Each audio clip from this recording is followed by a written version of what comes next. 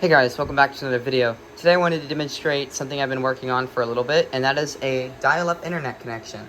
I recently, just like now, watched a video of Clab Retro's dial-up internet connection, and I thought it was really cool. And I actually have had this working for about a month now, and I just watched, like I said, I just watched Clab Retro's video on it, and so that kind of made me motivated to make my own video on this. So, I have my system set up in a bit of a different way than Clab Retro has it set up. He is using an ATA, dialing between the two ports to a modem card on a Cisco 2600 router. And that is how he is having it do. Or, that's how he has his setup working. My setup is completely different. I am not using an ATA. In fact, this is for something completely different that I'll get into in a different video.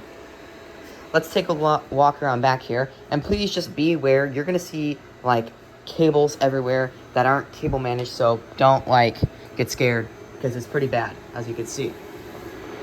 This is my Cisco 2911 router, and it is a very new Cisco router. It is very freaking cool, because it's basically a newer version of the 2811. In this router, I have a controller T1 connection. That's for another video. I have my Cisco WIC 1AM-V2 modem card, same one as Clab Retro has.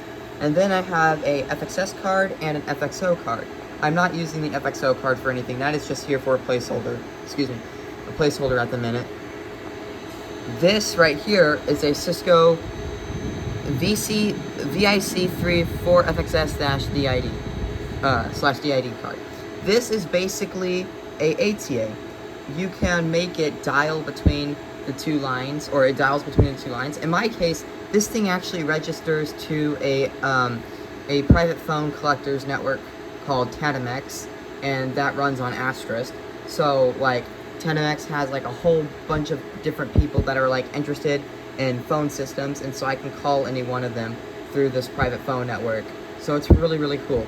So this is actually registered to Tandemx, so any of my fellow Tandemx friends, or anyone really on the Tandemx network, can call into my system, and like, I can take calls through my desk phone and stuff, which is very, very freaking cool.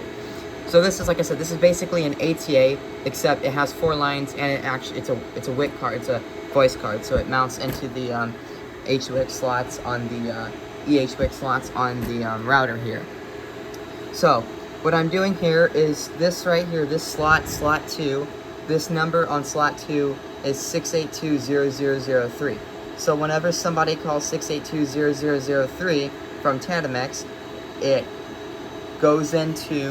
call goes into the modem card, and then the modem card basically just does all the dial-up work. So this is what's actually doing the dial-up connection, and then inside it's routing, it's joining access to the inside or the outside internet interface, which is this right here. So yeah, it's pretty cool. And just so you know, don't call 6820003. I shut down this port so no one can call it, because obviously I don't want people getting access to my local network. And one more thing is that it's just set up with username and passwords, and my password is pretty long. So anyways, that is basically how it's working. If you want some other, like, freaking, I don't know, if you want other information on how this works, just let me know in the comment section, because I'll be 100% willing to make a better video about this. This is just kind of like a run-of-the-mill video that I got motivated last minute to do because I watched a Clab Retro video. And also, just real quick, big shout out to Clab Retro, because he's the one that really got me into this. Him and KJ7BZC, they both really got me into this hobby with networking, and especially Cisco stuff. I know a lot of people crap on Cisco for their CLI interfaces, but I think that's what's cool about it, because it feels like you're actually doing something whenever you configure a Cisco thing. It's not just like a web interface, so you hit this button and then this button and then hit save. No, you actually have to type out the commands, and that's what I like about this. And me personally, I don't know any other brand, and there might be one out there, I don't know any other brand that you can buy these little adapter cards and make them do whatever you want. Like, this is a freaking router, and it's doing voice and, like, 24-channel voice over T1 stuff right now.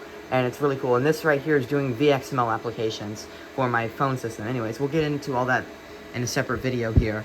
But now let's go ahead and do dial up here. So I'm gonna go ahead and connect, and I don't know why that opened up in a separate window, or it didn't open up, but anyways, we can see right here, we'll dial up the connect, we'll dial up Radix Labs, and my username is obviously Harry, and we're dialing 682-0003. So whenever I hit dial, oh, I forgot to show, they have a modem card built into this computer, and that is basically going into the FXS card right there. And now you can see the modem light right there, activity light on the modem is not activated because here, you can see one green light on slot 1, that is the computer, and slot 2 is that's the modem. And so now we're registering my computer on the network after it did its verification of the username and password. And while it's doing that, this is cool because the Cisco stuff is actually smart enough. You don't really need to specify dial plans, at least in like when I watched Clab Retro's video, he had to do dial plans with the ATA. And yes, you do. I actually had to do that when I was testing all this stuff out a while back. I did set this up to dial between the 2 lines, and you do have to mess with dial plans whenever you're messing with an ATA.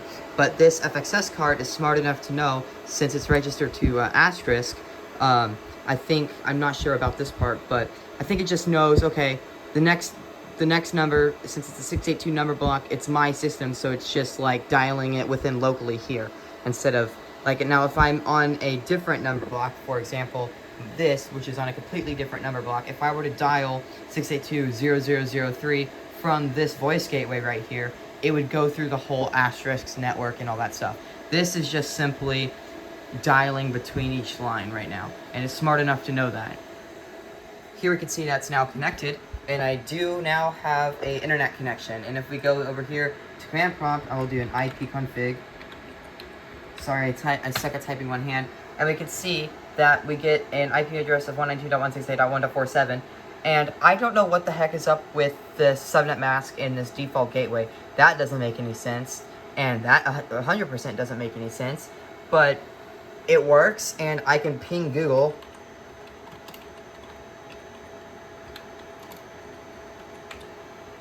Oh, hold on.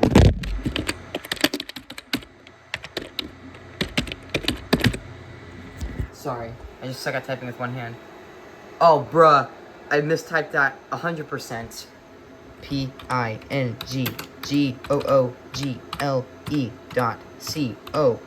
Gosh, do I really have to spell it out for myself? Apparently. So we can reach the outside internet, which is very interesting.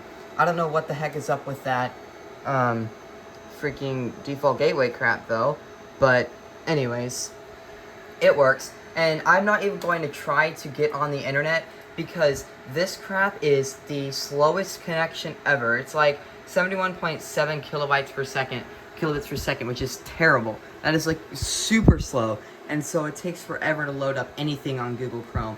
And maybe at some point I'll do another update video with my Windows XP machine, which might be able to do this a little bit quicker. But for now, let's just go ahead and keep it boring and go ahead and go back over here and disconnect. Whenever we disconnect, we'll come back here and look at the lights on the FXS. Obviously, those two are turned off, and the activity light on the modem has turned off, so we are no longer having an internet connection. So there we go. That is my quick demonstration on my dial-up internet connection. I hope you enjoyed, and if you have any other questions, please don't hesitate to put them down in the comments below. I love answering questions. And let me know if you want to see another video about this, doing a little bit in-depth, more explaining, and maybe even configuration. Thanks for watching, and I'll see you in the next one. Bye.